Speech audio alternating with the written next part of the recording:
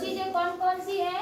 एक तो हमारी पहली है अक्षर पहचान। कौन सी है? अक्षर पहचान। जिस बच्चे को अक्षर की पहचान नहीं होगी वो बच्चा कभी भी हिंदी नहीं पढ़ पाएगा। क्या नहीं कर पाएगा? हिंदी नहीं पढ़ पाएगा। अक्षर पहचान करने के लिए हमें कहाँ पर जाना पड़ेगा? वर्णमाला में। कहाँ जाना पड़ेगा? वर्णमाला में जाना पड़ेगा। ठीक है, कहाँ जाना पड़ेगा हमें? वर्णमाला में। अब ये आपको मैंने पहले ही बताया, वर्णमाला में कहाँ से कहाँ तक पढ़ते हैं? वर्णमाला कहाँ से शुरू होती है? आ से ज्ञा तक। वेरी गुड, आ से ज्ञा तक होती है। और इसमें कितने अक्षर होते हैं वर्णमाला में? 12। देखो मैंने एक लाइन में सारी चीजें लिख दी। ठीक है, तो सबसे हमारा जो हिंदी पढ़ने के लिए मेन मोटिव होता है हमारा अक्षर की पहचान होता है। क्या होता है? अक्षर की पहचान। और अक्षर की पहचान करने के लिए हमें क्या पढ़ना पड़ेगा? वर्णमाला। वर्णमाला को कहाँ से कहाँ तक पढ़ना पड़ेगा? आ से ज्ञा तक। वर्णमाला में कितने अक्षर होते हैं? 12। सभी को पता है ये? Yes ma'am. वर्णमाला को ही दो भाग में डिवाइड किया गया है। ठीक है, तो पहला जो भाग है उसका स्वर है। क्या वर्णमाला में क्या आते हैं? स्वर कोई बताएगा कहाँ से कहाँ तक आते हैं? आ से आ तक। आ से आ तक। कहाँ तक? इनको क्या बोलते हैं? स्वर। मैंने बताया है स्वरों की संख्या कितनी होती है? 13। Very good. अब दूसरा भाग जो होता है वो कौन सा होता है? व्यंजन। व्यंजन। क्या होता है? व्यंजन। मैंने बताया जो बिना मात्राओं की सहायता से बोले जा सकते हैं तो उनको क्या बोलते हैं? व्यंजन।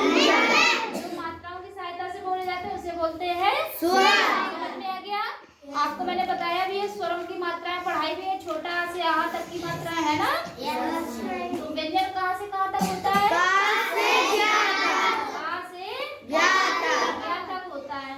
और इससे हम देखेंगे कितने अक्षर होते हैं वो हमारा बाद में देखेंगे, क्योंकि हम वर्णमाला के हिसाब से चलेंगे। ठीक है, तो यहाँ पर मैंने अक्षर पहचान, दूसरी चीज मैंने यहाँ पर देखो, दूसरी चीज एक तो हमारा अक्षर पहचान हो गया। अक्षर आप तब पहचान पाओगे जब ये तीन चीजें आपको पता होंगी, जब तीन चीजें आप पढ़ोगे। ठीक है, समझ में आ गया सभी को? इसके बाद है आपको मात्रा। मात्रा की पहचान व उच्चारण। मात्रा की पहचान हो जाती है कुछ बच्चों को और उसका उच्चारण नहीं कर पाते, कैसे इसका उच्चारण यानी कैसे उसको बोलेंगे। तो मात्रा का उच्चारण जो लिखा है उसको एक ही तरीके से करते हैं, मात्रा के साथ साथ उस अक्षर का भी उच्चारण करते हैं, तभी हमारी हिंदी पढ़ना सीख पाते हैं। ठीक है, सपोज दैट मैंने यहाँ पर लिख दिया, ये क्या लिखा है? का। ये आपको पता है कि ये अक्षर लिखा है हमारा, पहली बात तो क्या है ये? का अक्षर है, इसमें कोई मात्रा लगी नहीं है, लगी है का है। अब सपोज दैट मैंने इसमें ये कौन सी मात्रा लगा दी? तो देखो इसमें दो चीजें हो गई, मैंने जो बताया यहाँ पर, पहली अक्षर पहचान, दूसरी मात्रा की पहचान और उसका उच्चारण। तो मात्रा की पहचान आपने कर ली कि कौन सी मात्रा लगी है? और अक्षर की आपने पहचान लिया, कौन सा अक्षर है ये? अब इसका उच्चारण देख लो, ये हमारा का लिखा था। ठीक है, अब मात्रा किसकी लगी है? किसकी लगी है? किसकी लगी है? तो अब मात्रा और अक्षर दोनों एक साथ पढ़ेंगे तो क्या हो जाएगा? ये का और ये आ, का। कैसे पढ़ेंगे? देखो यहाँ पर मैं लिख दूं, जैसे ये मैंने क्या लिखा? का। अभी इसमें कोई मात्रा नहीं, ये केवल का है। क्या है? का है। अब इसमें मैं ये कौन सी मात्रा लगा रही हूँ, जरा कोई बताएगा ये कौन सी मात्रा लगी है? बड़ी की। कौन सी मात्रा लगी है? बताया भी है आपको कि बड़ी की मात्रा कहाँ से लगती है? किसके पीछे से? अक्षर के पीछे से लगती है। कहाँ से लगती है?